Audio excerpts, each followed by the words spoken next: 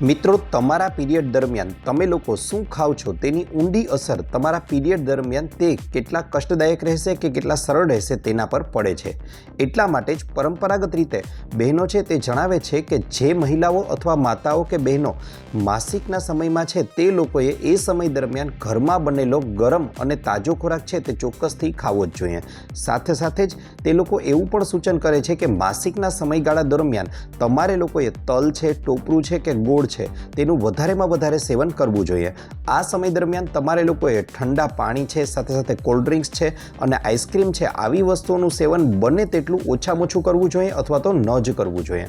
આ સમય દરમિયાન મિત્રો તમારે લોકોએ વધારે પડતો તળેલો ખોરાક છે તેનું સેવન પણ ન કરવું જોઈએ।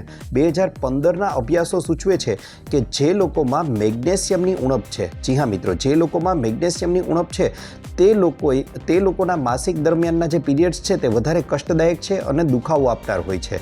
હવે આ મેગ્નેશિયમની ઉણપ શા માટે સર્જાય છે? તો જે લોકો વધારે પડતું આલ્કોહોલનું કે પછી કોલ્ડ ડ્રિંક્સ કે સોફ્ટ ડ્રિંક્સનું સેવન કરે છે તેમને મેગ્નેશિયમની ઉણપ સર્જાય છે અને આ મેગ્નેશિયમની ઉણપને દૂર કરવા માટે આપણે લોકોએ રોજિંદા જીવનમાં દૂધી છે, કેપ્સિકમ છે, કોળું છે અને લીલા પાંદડાવાળા શાકભાજી છે તેનું મહત્તમ સેવન કરવું જોઈએ, જેથી આ ખામીને નિવારી શકાય। ઉપરાંત વાત કરવા જાઉં તો લીલા પાંદડાવાળા શાકભાજી અન્ય રીતે પણ ફાયદો કરે છે, કારણ કે તે લોહ તત્વથી ભરપૂર હોય છે અને આ સમય દરમિયાન રુધિરનો પ્રવાહ વધારે વહેતો હોવાને કારણે વધારે આયરનની જરૂર હોવાથી લીલા પાંદડાવાળા શાકભાજીનું સેવન ચોક્કસ કરવું જોઈએ। તેની સાથે સાથે આ સમય દરમિયાન રાત્રે સૂતા સમયે જ્યાં સૂવા માટે તમે જાઓ છો ત્યારે હળદરવાળું પાણી કે હળદરવાળા દૂધનું સેવન પણ તમારા માટે ખૂબ જ ઉત્તમ રહેશે, ફાયદાકારક રહેશે। તેની સાથે સાથે મિત્રો વાત કરવા જાઉં તો આ સમય દરમિયાન તમારા લોકો માટે સાંજની ચા છે તે આદુવાળી હશે તો તે પણ ફાયદાકારક રહેશે। આભાર।